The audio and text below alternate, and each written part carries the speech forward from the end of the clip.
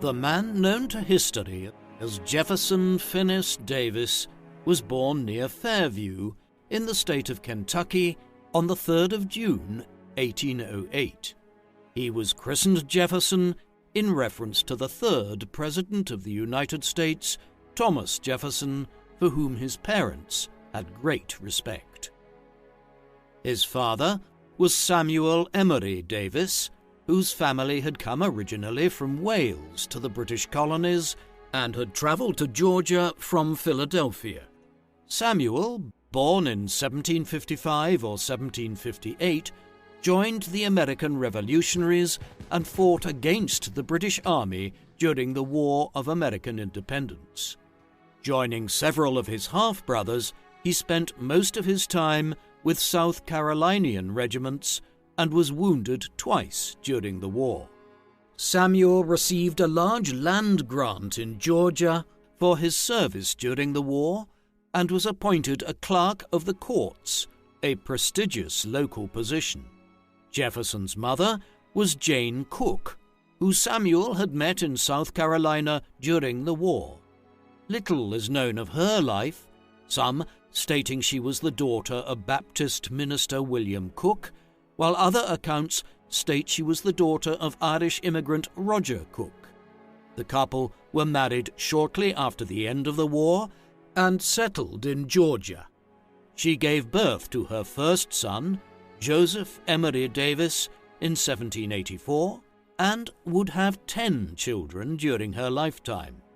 The Davises remained in Georgia until 1797, when they moved to what is now Fairview, Kentucky.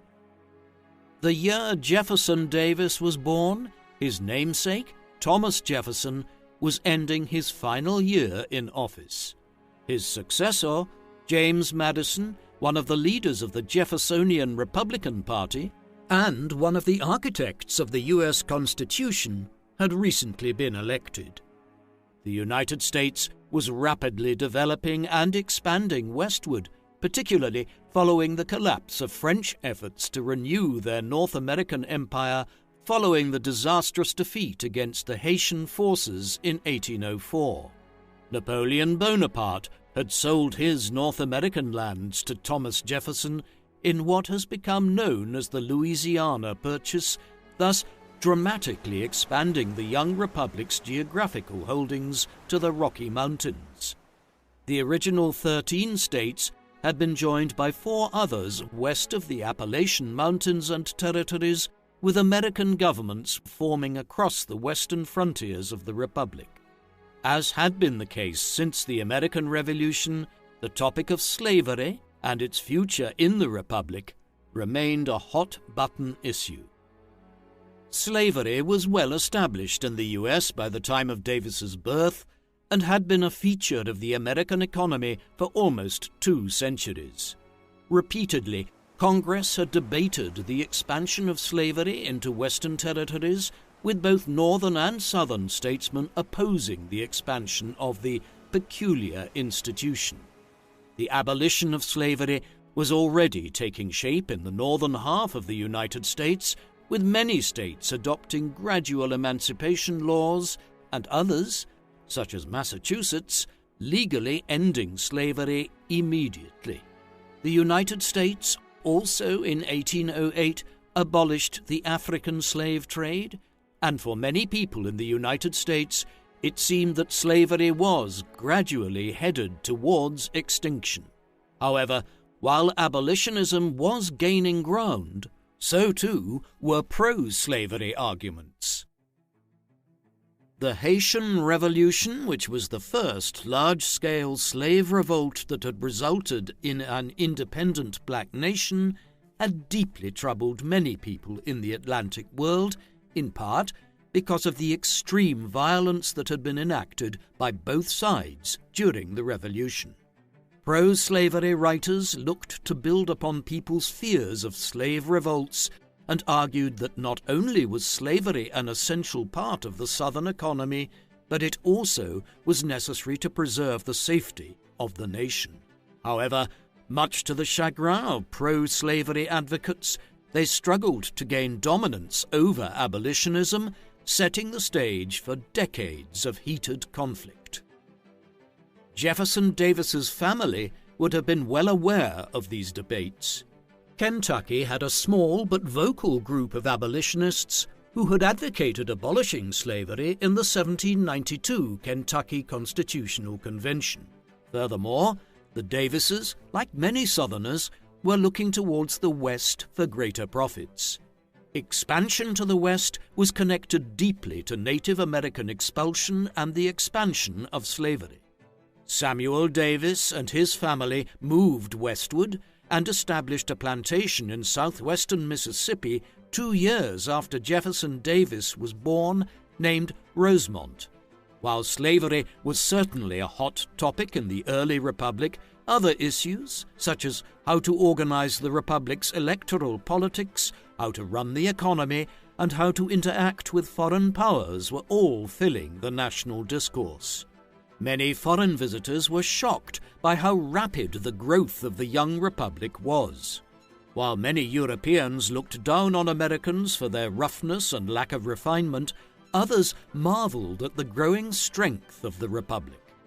While many Americans worried that the republic was under threat from European superpowers, a sense of confidence and optimism was increasingly felt by many Americans that their nation could rise to be a self-sufficient and powerful state.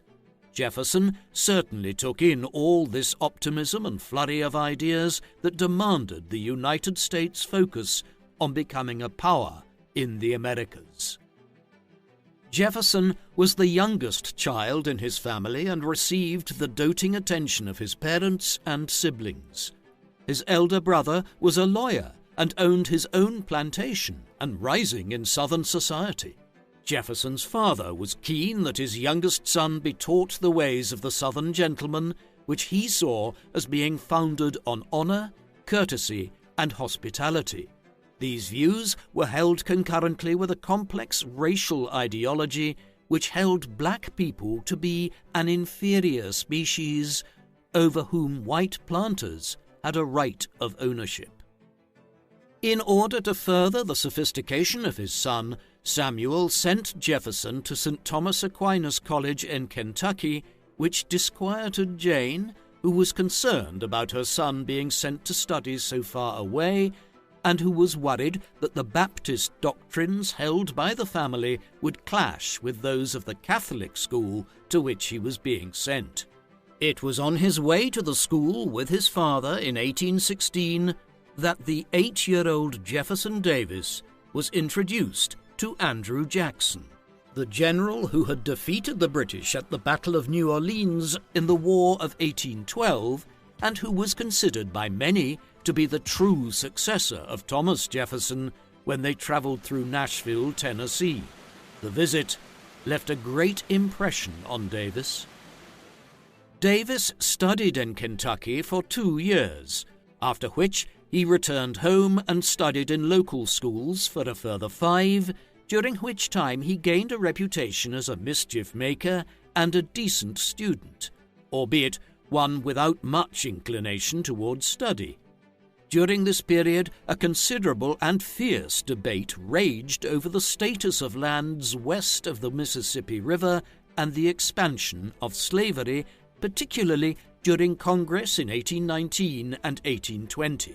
The push of the Northern abolitionist congressmen to halt the spread of slavery infuriated many Southerners, and rumors began to circulate of a civil war. Averting this disaster, a political compromise known as the Missouri Compromise proposed that in order for a new slave state to join the Union, a free state thus had to be admitted, thus preserving the congressional balance of power between slave and free states. Furthermore, it defined the 36th parallel as the boundary between slave states and free states, with slave states only being permitted south of the line. Though an uneasy compromise had been achieved, many across the nation were frustrated at the outcome of the compromise. Northern abolition societies grew, as did the vocal defenders of slavery. Though it appeared a pro-slavery consensus had been achieved, the reality was that neither side had given ground ideologically, a fact that would shape the conflicts of the next several decades. In 1823, at age 15, Davis returned to Kentucky to study at Transylvania University, which was then one of the most highly regarded schools in the South. During his time at university, Davis came to realize that he had a talent for debating and became engaged in the school's political and social life, meeting with the sons of influential Southern families. However, after his first year at university, Jefferson was greeted with the unwelcome news that his father had been bankrupted and forced to sell Rosemont. Shortly after he had received this information, he was informed that his father had contracted malaria and died. With Samuel gone, Jefferson's older brother Joseph assumed the role of the head of the Davis family and bought back Rosemont, a fact which brought Jefferson joy. However, he was soon informed that his family had arranged for him to attend the United States Military Academy at West Point, which perturbed him. Jefferson had intended to follow his brother into law and professed that he had little interest in the military.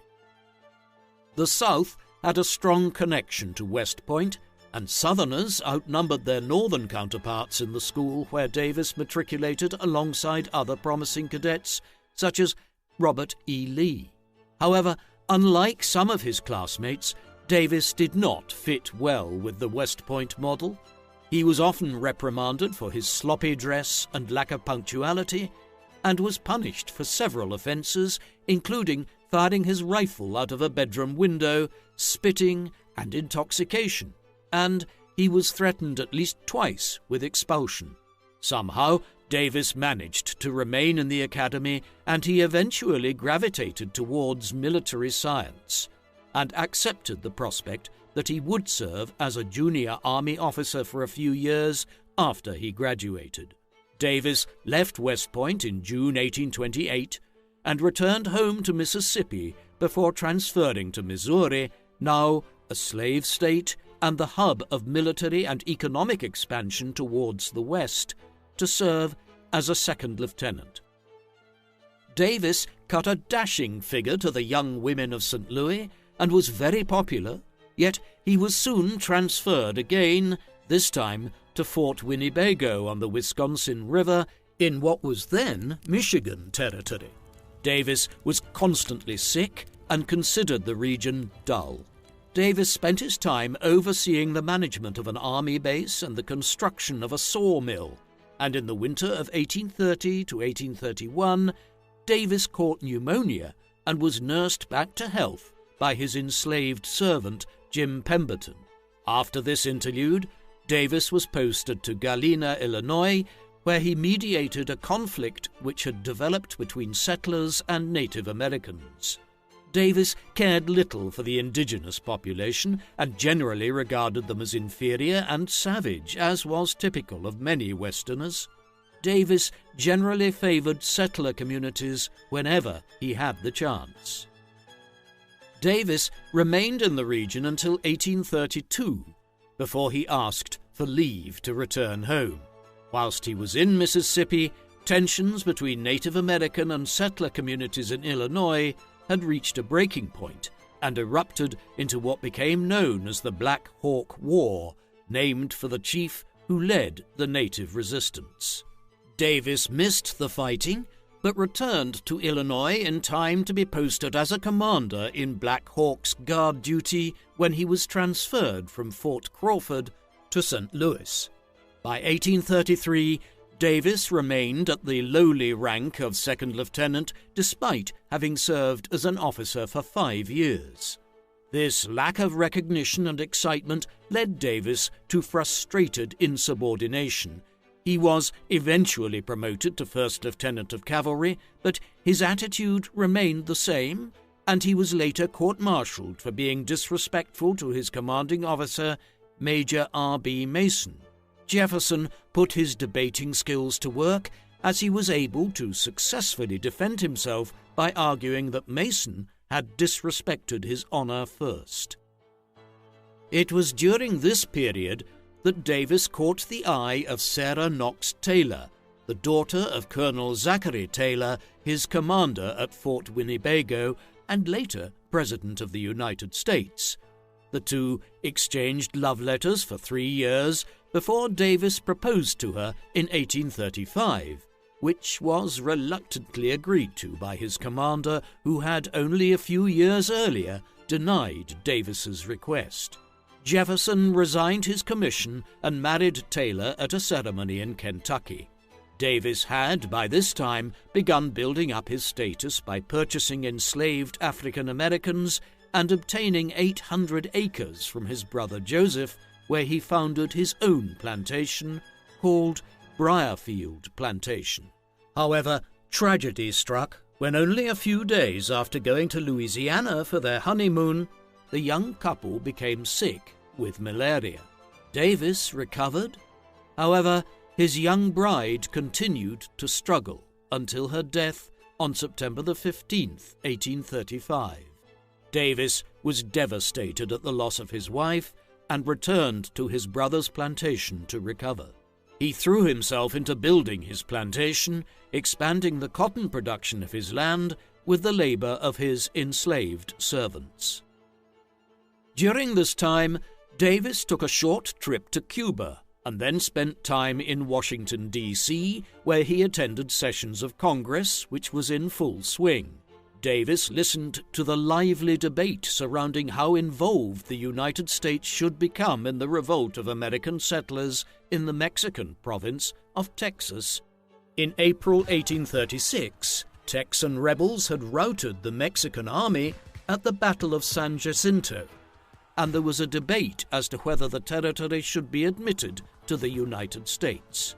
Southerners overwhelmingly supported the move, but many in the North were concerned about admitting such a large slave state to the Union.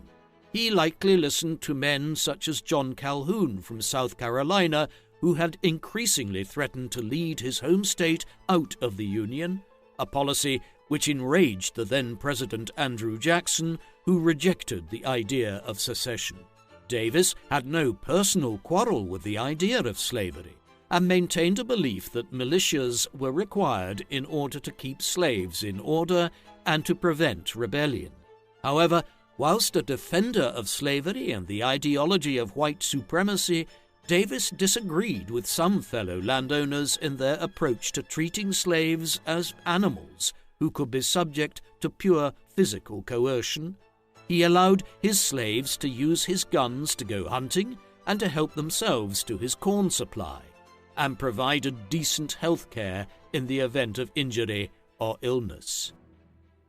While expanding his own cotton plantation, Davis watched the development of national politics with keen interest, and soon found an outlet for his general boredom by entering the political arena.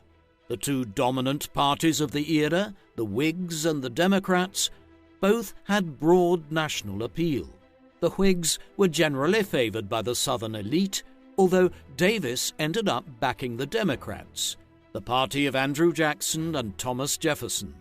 The Democrats were generally favored by smaller plantation owners, although they were the underdog party in Davis's district. Davis found that he was a natural politician and was soon put up by the Democrats in large debates for state offices. This was the era of stump speeches and rowdy party meetings. Supporters and opponents flocked to public speeches as candidates took American democracy directly to the voters. Davis excelled in this environment as a public speaker, and in 1843 he made a run for the Mississippi legislature, narrowly losing out to a Whig contender, but captured the attention of state Democrats with his spirited campaign. As a result, he was chosen in 1844 to be one of the state's presidential electors for James Polk, for whom Davis rallied during his presidential campaign, even though he had initially supported John Calhoun and made a name for himself in conducting a lecture circuit in which he attacked the Whigs with barbed remarks. It was during this time that he made his own political views clear, stating his support for the annexation of Texas, the end of tariffs which harmed the Southern economy, as well as the annexation of Oregon Territory, placing his support firmly with those who backed Manifest Destiny and the expansion of the United States. In 1844, Davis became engaged to Varina Howell, a native of Natchez, Mississippi. Davis had removed himself from much of the romantic scene since the death of his wife, but he had fallen in love with Howell, who had an extensive knowledge of politics and literature. The two were married a year later in 1845 and honeymooned in New Orleans, and in late 1845, Polk was elected president, and Davis, as his spokesman in the South, gained considerable political influence as a result. With this high level of political backing, Davis decided to run for Congress and was duly elected to the House of Representatives. He arrived in Washington 3 weeks after he learned of his victory and set about garnering support for the annexation of the Oregon Territory, which he believed to be of vital importance for the health and safety of the United States. Davis also advocated for policies which backed a Jeffersonian interpretation of the Constitution, such as the clear division of power and shared responsibilities between federal and state governments. Davis's time in Congress was cut short when, in March 1846, tensions between the U.S. and Mexican governments reached a breaking point. When U.S. troops occupied the Rio Grande, which was claimed by Mexico, and on the 11th of May 1846, Polk convinced Congress to pass a declaration of war against Mexico on the basis of a small border infringement. Davis once again joined the army so that he could fight for the United States. He resigned his seat in Congress and assumed command of the 1st Mississippi Rifles Infantry with the rank of colonel. Davis outfitted and armed his soldiers at his own expense and sailed for Texas to fight under the command of Zachary Taylor, his former father-in-law.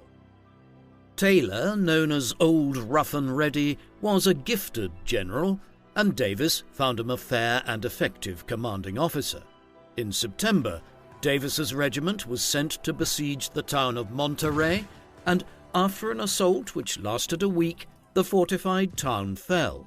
However, this victory led to several negative events. Taylor, a popular general, was seen as a political threat to Polk, who, in an effort to hamstring Taylor's military capabilities, directed troops away from his command and toward General Winfield Scott, supposedly as a precursor to an assault on Mexico City. Santa Anna, a Mexican general, learned of Taylor's weakness and attacked his forces in February 1847, a battle during which Davis was shot in the foot. This engagement in the mountain pass of Buena Vista was to become one of Davis's finest moments, despite his injury. During the battle, he pushed his men forward and halted the Mexican advance, turning the tide in favor of the Americans, and, by the end of the 22nd of February 1847, Taylor had defeated the Mexican assault. Davis was hailed as the hero of Buena Vista, and he was sent home soon after as a result of his injury. Once home, Davis observed the events unfolding in Mexico from afar, unable to militarily affect the outcome of the war. Davis wished for the expansion of the U.S. into the entire area of Mexico, and his wish was granted in part when the Mexican government capitulated in early 1848, handing the U.S. California and its other northern territories. This acquisition occurred alongside the signing of a treaty with Britain, which handed the U.S. control of Washington, Oregon, and Idaho. Collectively, these events expanded the land area of the U.S. by more than a half. The expansion pleased expansionists such as Davis, but inflamed the debate over slavery, which was now questioned in relation to these new states. In December 1847, Davis returned to Congress. this time on crutches, where he was hailed as a national hero and took up the vacant seat for Mississippi in the Senate. The intensity of the debate around slavery heightened rapidly after this period, characterized with the introduction of the Wilmot Proviso, sponsored by David Wilmot, which attempted to prevent any expansion of slavery to the new, formerly Mexican territories. Davis, along with many other Southerners, viewed this as a definitive attempt by Northern politicians to control the South, which increased the war footing that Southern politicians adopted. The question of California was also incendiary, and it was feared that if the territory, recently populated owing to the gold rush, would enter into the Union as a free state, that this would give the advantage to free states in Congress. The tempo of these debates soon reached fever pitch, and fistfights began to break out between representatives in Congress, whilst Southern politicians increasingly mentioned and then threatened secession from the United States. Davis adopted a position which sought to keep the South in the U.S., but to sustain its slave economy, he argued that the South should have a fair share of slave states in the new territories of the West. While supporting the South remaining in the United States, Davis also broke from his political hero Andrew Jackson in declaring that the South had the right to secede from the Union. This explosive view rested on the belief that the federal government had overstepped its bestowed authority by attempting to enforce anti-slavery policies both in the South and in the wider congressional settlement. In short, Davis argued that the North had no right to use the federal government to tell Southerners what to do with their property, which, in his view, included the people they kept as slaves. Many Northerners who espoused the concept of free labor, a political belief system that held that free labor, or people working for pay, was far superior to enslaved labor. Built upon ideas that have been advocated since before the American Revolution by men such as Benjamin Franklin, free labor ideology insisted that slavery was unproductive and also immoral. It harmed white people and degraded men into a state of savagery. However, free labor aided nations and people in becoming virtuous and increased economic output. Equally committed to American expansion, free labor advocates believed that it was essential that lands be kept out of the hands of slaveholders and instead given to individual citizens to work as small farms. Expansion west was a safety valve to the increasing population and wretched living conditions in the North's inner cities. More and more Northerners were becoming convinced that not only was slavery degrading, but it was an active threat to the progress of free labor, particularly as Davis and his fellow Southerners advocated for the expansion of slavery. Davis was at the center of two competing visions of American empire, one being based in free labor and the other on slavery. Davis, a vocal and feisty advocate for slavery, was consistent in his push to turn America towards an increasingly pro-slavery policy.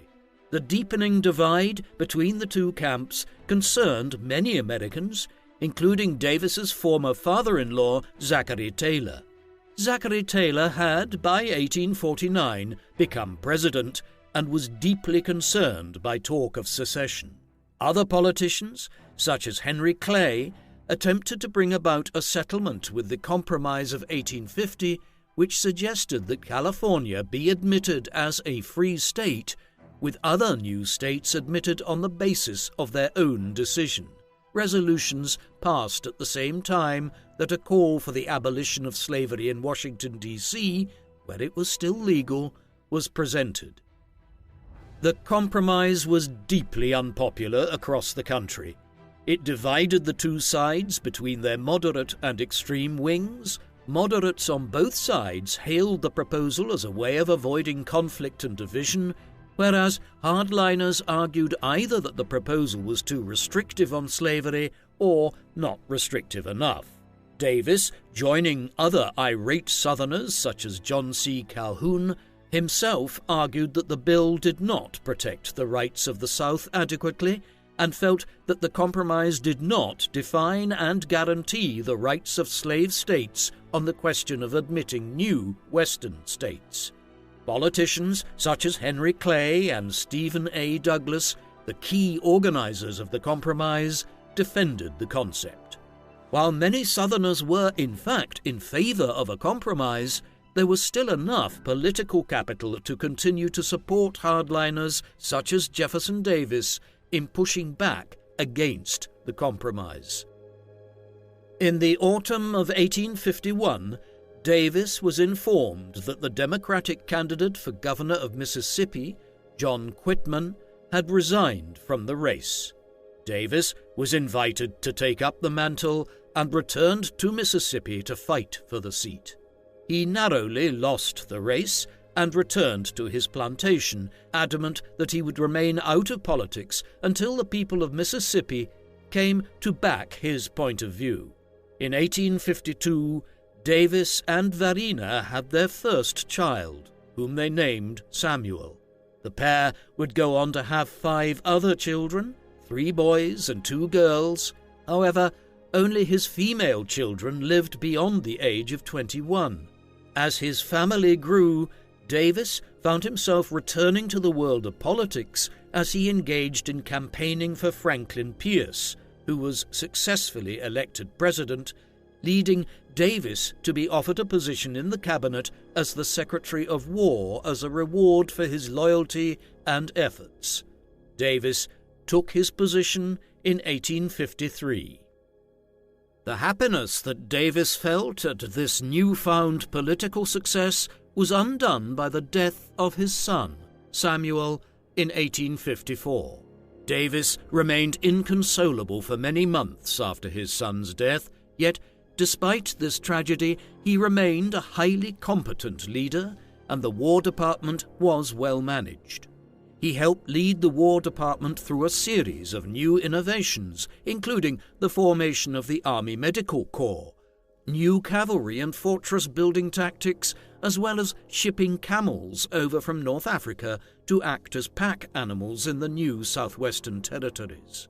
Davis also extended his reach into other areas of governmental administration and oversaw the construction of a new dome and wings to the Capitol building, and even attempted to plan and map out a new transcontinental railroad, one that ran through the South, of course, and perhaps one of his most ambitious failed ventures was an attempt to get the Spanish government to sell the island of Cuba to the U.S., which he hoped would be entered into the Union as a slave state.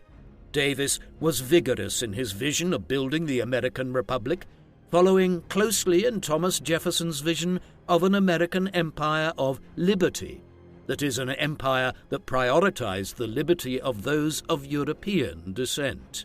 Rather than just be an empire confined to the North American continent, Davis and others viewed the American empire expanding southward, incorporating the Caribbean, Central, and South America. With these expansions, slavery would progress as well. In 1854, Illinois Senator Stephen Douglas proposed that the populations of Kansas and Nebraska decide for themselves whether they would be slave or free states through the medium of a popular vote. Almost immediately, large groups of free labor and pro-slavery advocates crossed the border lines into Kansas and Nebraska territory. Hostilities quickly escalated into violence and vigilantism, with large groups of Missourians also crossing the border to inflame the tensions in what was soon to be known as Bleeding Kansas. The conflict shattered the Whig Party and gave birth to a new party, the Republican Party. The free labor anti-slavery movement played a crucial role in the formation of the Republican Party, which became the most popular anti-slavery party. Republicanism's popularity further surged with the events of Bleeding Kansas, the publication of Uncle Tom's Cabin by Harriet Beecher Stowe, and the integration of many smaller northern parties. The Republicans soon became a strong opponent of the Democrats, who maintained the support of the South and advocated in favor of slavery or, at a minimum, a continuation of the status quo. Davis watched these developments with concern, particularly the rise of a popular anti-slavery party. He had ended a speech in 1848 warning against the unholy prospect of a civil war, and it seemed ever closer. Davis was re-elected to the Senate, which was done through the state's legislature in 1856 after the Democratic nomination went to James Buchanan. Davis resumed his seat as a senator and began a grand tour of the state to better learn the will of his constituents, particularly if they would back a war against the North. Davis was certain and publicly maintained that it was the North antagonizing the South, and that slavery was an institution upon which the region depended. While Davis and other Southern leaders continued to push for an expansion of slavery, the national harmony frayed even further following the Dred Scott decision in the Supreme Court.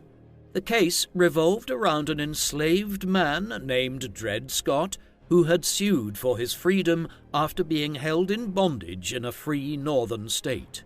The judicial ruling, which sided with the defense, argued in the majority opinion of Chief Justice Roger Taney that black men had no rights which the white man was bound to respect, thereby declaring, in other words, that Congress had no right to impose limits on slavery and that it could spread beyond the boundaries imposed by state and federal legislatures.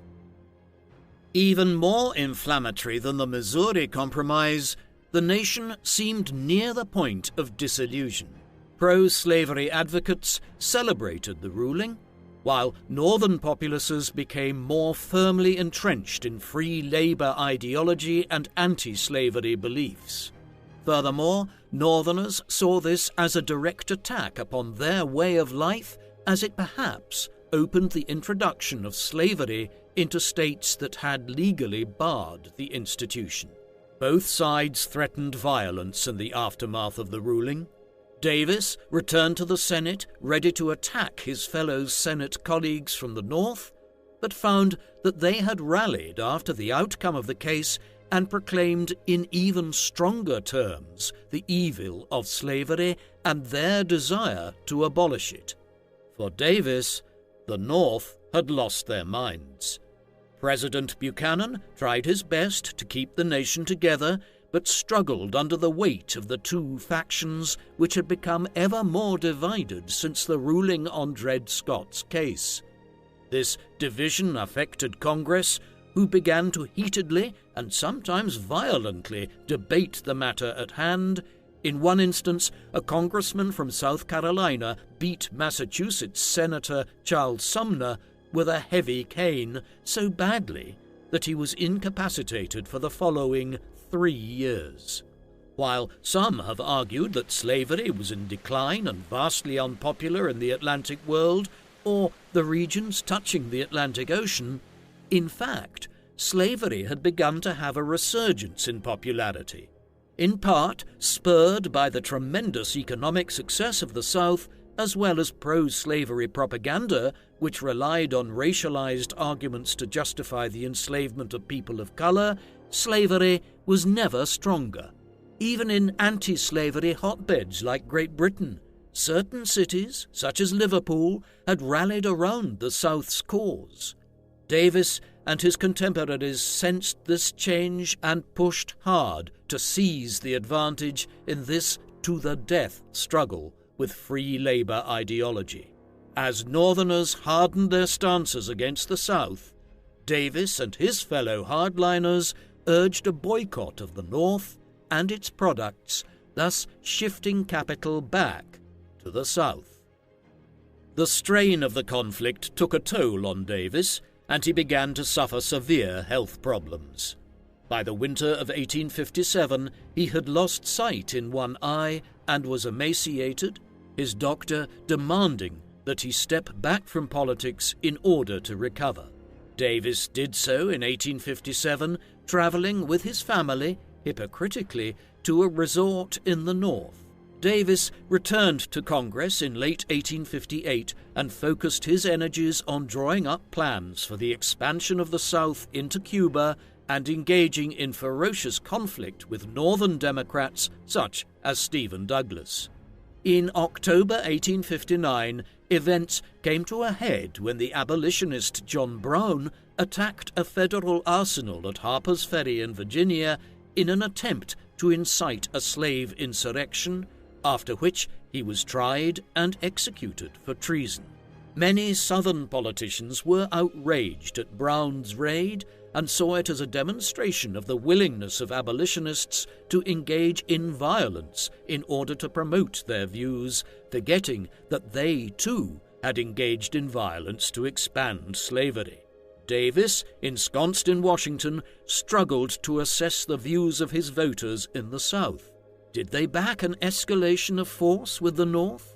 Davis pondered this question, but drifted ever closer to the Southern radicals in Congress, and in April 1860, the Southern Democrats met in Charleston, South Carolina, in order to elect a new presidential candidate.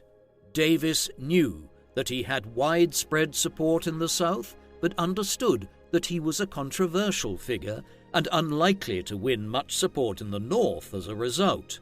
He therefore made no effort to seek the nomination. The Democratic Convention was left divided between two candidates. Northern politicians broadly supported Stephen Douglas, and Southern Democrats backed John C. Breckinridge. A few weeks later, Abraham Lincoln secured the nomination for the Republican presidential candidate on the promise that he would end the spread of slavery, though not to abolish it. The election that followed was a disaster for the Democrats. Seriously divided between two polarizing candidates, Abraham Lincoln was able to defeat their challenge with ease by providing a stable reassurance that he would end the spread of slavery, a sentiment which rallied and united much of the North. Lincoln made clear from the outset of his presidency that he had no ambition to abolish slavery, rather to stem its spread. This was a statement designed in part to appease the South, which remained suspicious and continued to debate secession from the Union. Lincoln won the presidency without a single Southern electoral vote, the first time in the nation's history. Many Southerners believed this signaled the end of the South's dominance of the presidency. South Carolina, on the 20th of December 1860, declared formally that it was leaving the United States, closely followed by Mississippi, Florida, Alabama, Georgia, Louisiana, and Texas. Virginia and the northern southern states hesitated, desperate for some sort of compromise to emerge. When he learned that Mississippi had seceded from the Union, Davis left Congress and gave a farewell address on the 21st of January 1861.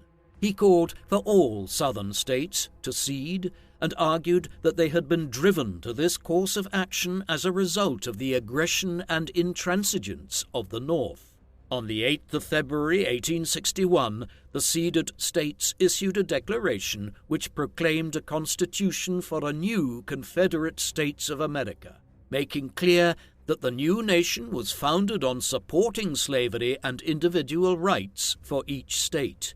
Davis was selected to be the president of the new Confederacy, based on his extensive experience and popular support in the South. On the 18th, Davis delivered his inaugural address on the steps of the Capitol building in Montgomery, Alabama. He spoke of the new Confederacy in revolutionary terms and compared the declaration as akin to those who had revolted against the British in 1776. Davis believed that the South was following in the tradition of the American founding fathers and saw their actions as a return to the correct principles of the past. After he had concluded, Davis went to work in forming and organizing a new cabinet. filling the 6 available positions with 1 man from every Confederate state bar Mississippi, his own.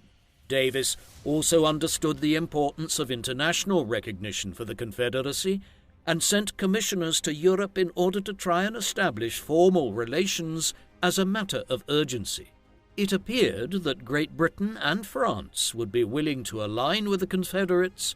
However, hesitancy on the great powers' part aided the Confederacy, and demonstrations in Liverpool were held in support for the South. Davis also armed the Confederacy and oversaw the formation of the Navy and state militia, which would form the basis of the Confederate armed forces, and directed a great deal of attention in trying to convince the slave states, which had remained a part of the Union, to come over to the Confederate side so that their economic, military, and political power be augmented. Lincoln attempted the opposite and extended a hand of friendship to slave states, assuring them that the South would not be invaded and that they would be permitted to peacefully coexist with free states in the North. He also warned that the Union would not tolerate seizure or damage to any of its property, a term which was soon to be violated in a move which sparked off the Civil War.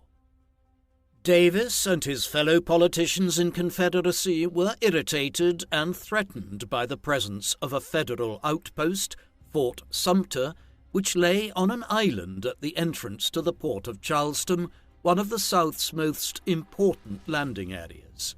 Davis was informed in April 1861 that a Federal naval convoy was headed to the fort and ordered that it be reduced, a command which was received by General Pierre Beauregard, who subsequently bombarded the fort from the shoreline. This attack sent shockwaves throughout the continent, and Lincoln declared that it was an act of rebellion against the U.S. government, subsequently ordering 75,000 volunteers to fight against the insurrection. Tennessee, Arkansas, North Carolina, and Virginia all ceded from the Union at this stage and joined the Confederacy, with 4 other states, Delaware, Missouri, Maryland, and Kentucky, remaining in the Union but unofficially contributing many thousands of men to the Southern war effort. In June 1861, the Confederate capital was moved to Richmond, Virginia, to which Davis traveled in the same month, hailed by cheering crowds and salutes. From Virginia, and alongside figures such as Robert E. Lee, Davis began to sketch out the war plan for the South. Both he and Lee preferred to fight a defensive war and hoped to take advantage of new weaponry which gave an advantage to troops ensconced in a defensive position. The 2 men also hoped to deploy the Confederacy's navy and squadrons of privateer vessels against Northern ships, wearing it down and eventually leading it to sue for peace. The summer of 1861 saw the first battle of the Civil War, after Lincoln had ordered General Irvin McDowell to march on Richmond with his main force. Beauregard was defending the southern capital with a large force assembled at Manassas Junction. Both armies were confident that the war would be a quick one and end in their rivals' defeat. Sightseers from Washington, D.C. came to watch the battle, confident that the North would handily whip Johnny Reb. When the 2 forces engaged on the 21st of July, a defense was successfully mounted by Thomas J. Stonewall Jackson, who rallied the Confederate troops and won the day, sending the Northern Army reeling back towards Washington. The success animated the South and led to a belief that the war could be won quickly. Davis lamented that he had not ordered his troops to pursue the attackers back to Washington to launch his own counterattack. Davis soon had to contend with his generals, some of whom were angered that they had not received a promotion, as well as the problems associated with the northern naval blockade of the South, which he hoped to offset with the use of ironclad gunboats which would smash the northern force. In June 1862, Lee was given command of the Confederacy's largest force, the Army of North Virginia. Davis remained especially close to Lee, and the two men had an effective and personable partnership. 1861 progressed without further engagement, and the rest of the year was spent planning a spring assault on the North. Meanwhile, the Union planned to attack the South by wearing it down through a combination of naval blockade, the capture of Richmond, which lay close to Washington, and the destruction of Southern arms factories. The spring of 1862 brought mixed fortunes for the South. They had successfully deployed ironclad gunships against the North and had used the CSS Virginia to sink 2 U.S. vessels. However, the Union had defended the remainder of its blockade force and forced the South to cede control of the important ports of Norfolk, Pensacola, and Jacksonville. General George McClellan, the new Union commander, had launched another massive assault on Virginia from the north, which prompted Davis to expand his own army through the passage of the first ever American conscription law, a move which allowed Stonewall Jackson, Lee, and Joseph Johnston to defend the capital and once again push their attackers away. While the South revelled in the success of its armies in the East, it had, however, lost several of their positions in the West to General Ulysses Grant, including Forts Henry and Donelson, which opened the way for Northern forces to attack Nashville. A furious battle was fought at Shiloh in April 1862, where the South nearly defeated Northern forces before they rallied and forced the Confederacy to back down. This action led to the death of General Johnston, a loss which deeply affected and upset Davis. Facing losses in the West and a stalemate in the East, the Confederacy continued to suffer from economic mismanagement at this time, and high levels of inflation rendered its banks impotent. Davis responded to shortages by printing money, which made the situation worse, and conscription had gutted out the domestic workforce as well as those who were employed to oversee slaves. In the summer of 1862, Lee proposed that his army march north and invade Maryland, with an attempt to capture both Baltimore and Washington, a plan to which Davis agreed, believing that such a move could convince Maryland to cede from the Union, but the plan was thwarted when Lee's troops were engaged by McClellan's Army of the Potomac at the Battle of Antietam on the 17th of September and driven back, in what was one of the bloodiest battles of the war. The Union victory at Antietam led Lincoln to issue the Emancipation Proclamation, which declared that, as of the 1st of January 1863, the North would consider any enslaved person in the Confederacy to be a free person. This action angered the South beyond measure, but won the North a great deal of international support and further isolated the Confederacy.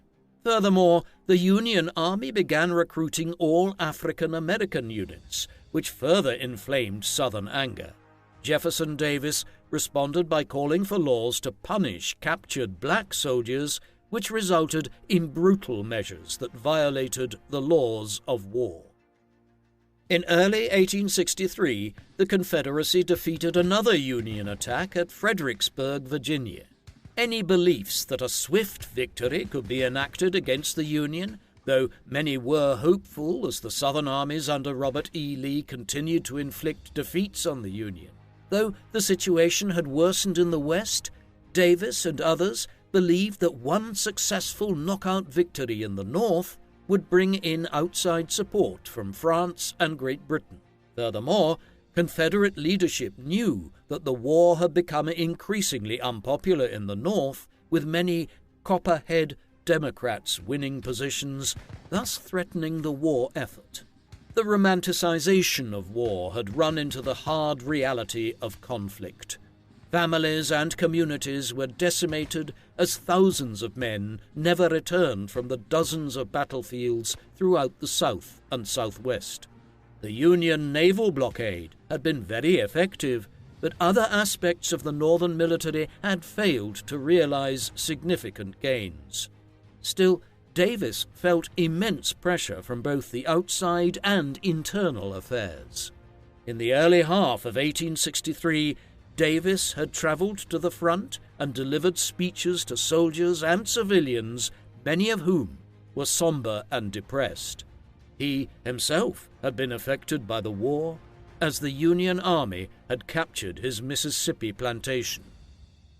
Davis returned to Richmond feeling wholly encircled. Texas, Arkansas, and Mississippi were directly threatened by Generals Sherman and Burnside of the Union Army, and he knew that the South would lose if the conflict became a war of attrition. Indeed, the President of the Confederacy had also come under fire from his own population, with critics arguing that he was a nepotistic leader who gave positions of command away on the basis of his friendships and not the abilities of the person, that he neglected the Western Front, and that he governed without sufficient consultation with his cabinet. The war effort in general had declined in the South, with high rates of desertion and the evasion of front-line service from able-bodied men, wealthy families avoiding service by claiming a right to defend their property, and the hoarding of food and wares by many.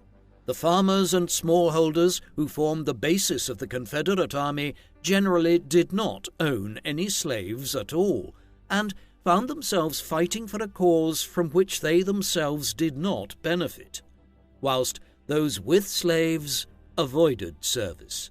The Southern economy was also in tatters, with the Northern blockade suffocating many Confederate industries and conscription preventing many farms from being harvested.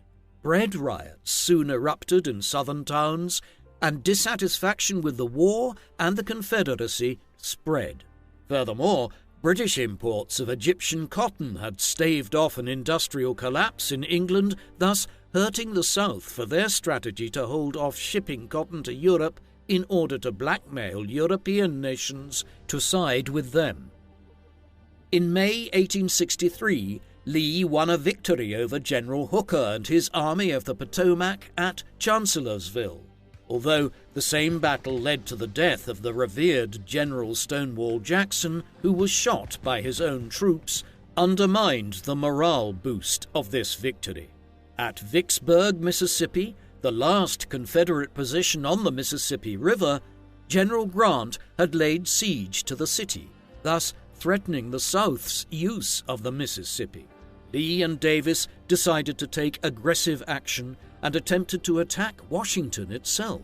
Lee attacked Pennsylvania in June 1863 and was soon near Harrisburg, the state capital.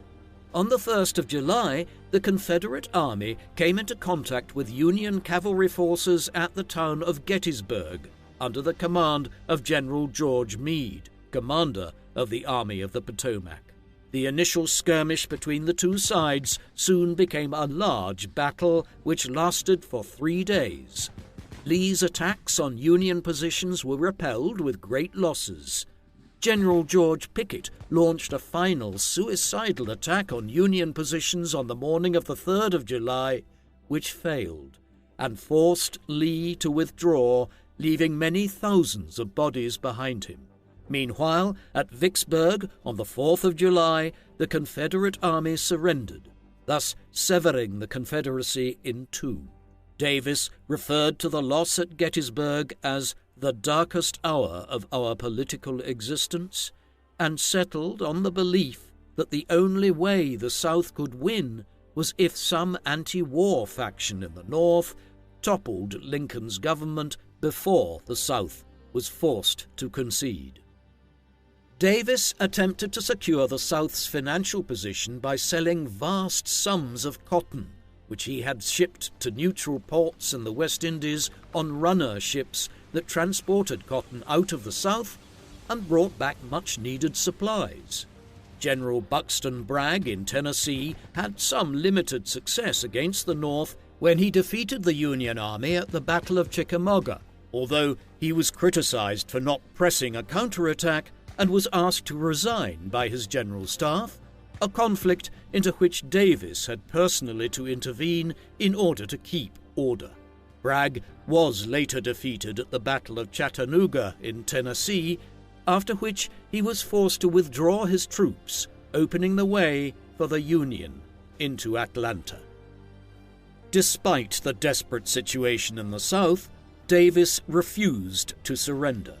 He ate and slept very little, and his health declined even further as the war dragged on. In April 1864, his son Joseph was killed after he had fallen from a balcony, and he entered a mood of deep depression. The effect this had on his governance can be seen in the orders he issued around this time. Davis had requested to Lincoln that prisoners be exchanged, to which the Union president disagreed. Davis responded to this by mistreating Union prisoners, packing them into barbarous prisons such as that at Andersonville, a move which only served to further embolden the Northern war effort. In March 1864, Grant was made Supreme Commander of the Union armies, a rank which had not been held by any other person since Washington himself, and in May he launched a massive attack on Virginia, whilst Sherman attacked Johnston's forces in Georgia. On both fronts, the Confederate army was outnumbered by 2-1, and the South was forced into a punishing defensive action. Johnston was soon pushed back towards Atlanta, and a frustrated Davis replaced him with General John Bell Hood, whom he saw as more aggressive. By autumn of 1864, the Confederacy had been split in three, with Sherman adopting a policy of total war as he set the southern countryside ablaze with his so-called March to the Sea. Davis remained convinced that the South could prevail and did not want to concede without a fight. He attempted to rally his ministers and his population for a final stand, even proposing that slaves be forced into the Confederate army to fight on behalf of the system that enslaved them.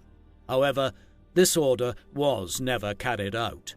Secret negotiations with the North intensified when Vice President Alexander Stephens met with Lincoln in order to negotiate a truce, though Lincoln declined the offer. On April 2, 1865, Davis and his staff collected their papers and travelled out of Richmond, their remaining troops destroying anything in the city which could be of value to the enemy.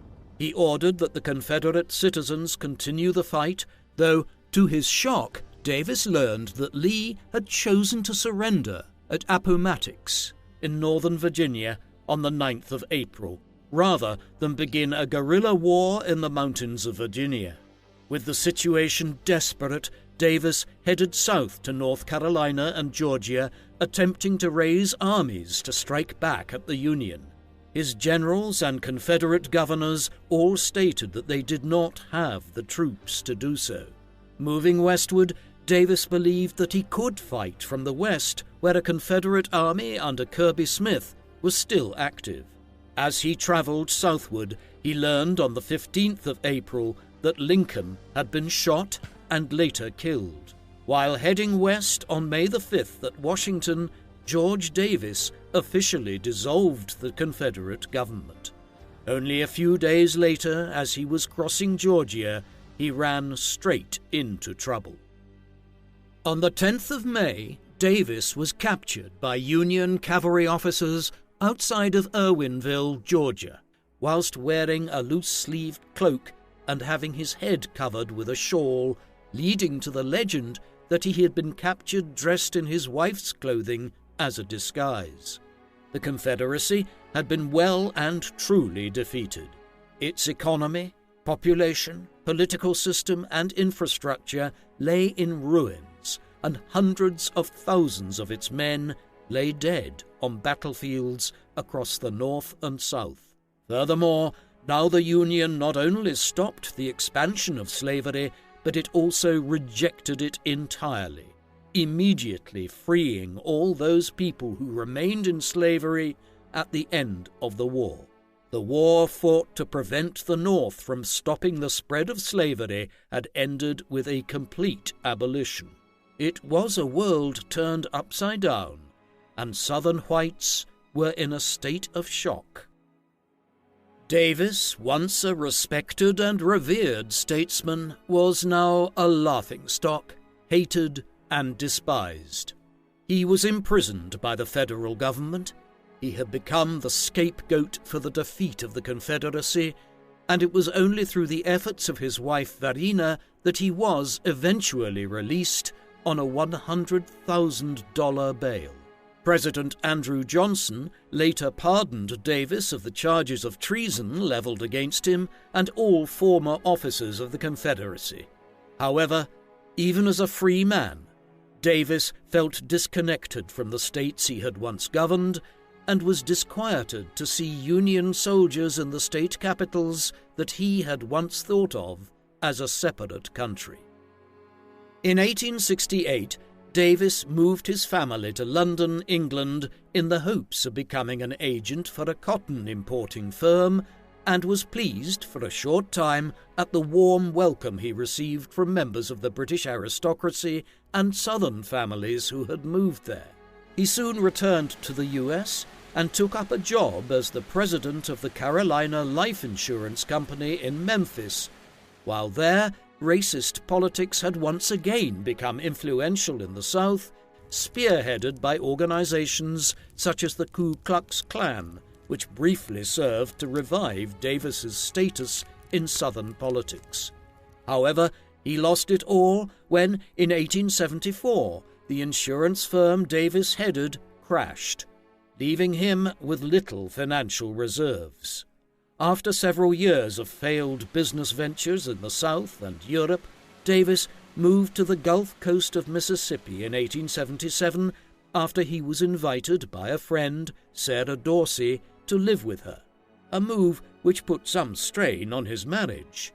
In 1878, his son died, soon followed by Dorsey herself, who left Davis her house and much of her estate. Here he worked on his book, The Rise and Fall of the Confederate Government, which was criticized for being dry and polemical, and quickly fell into obscurity. His reputation after the war did not much improve, although Robert E. Lee defended his friend, stating that he was a talented leader and statesman and that he had kept the Confederacy on its feet during the darkest days of the Civil War. In the final months of his life, Davis was visited by many former Confederate soldiers and citizens who wanted to thank their once leader and who respected him for following the so-called lost cause. In 1886, he took advantage of this revival of popularity and travelled with his daughter on a final tour of the South, where he was loudly cheered and heralded as a hero. In 1889, he developed a bronchial infection and died in New Orleans on the 6th of December 1889, and was interred first in that city, finally to be moved to Richmond, Virginia.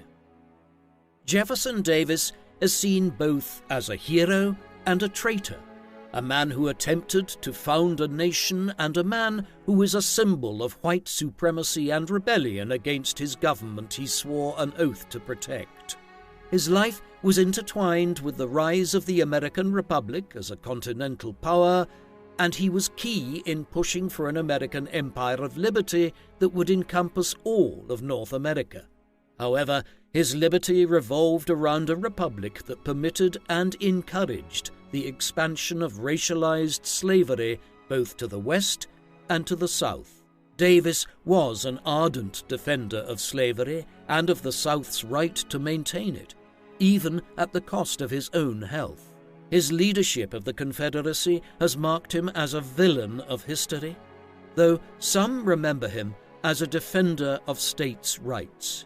Davis was a talented speaker, a keen motivator, and an effective communicator, yet he was willing to fight for slavery to the bitter end, even at the cost of thousands more lives. What do you think of Jefferson Davis? Was he a defender of the legacy of the Founding Fathers, or was he a traitor to his country and an advocate of the evil institution of slavery?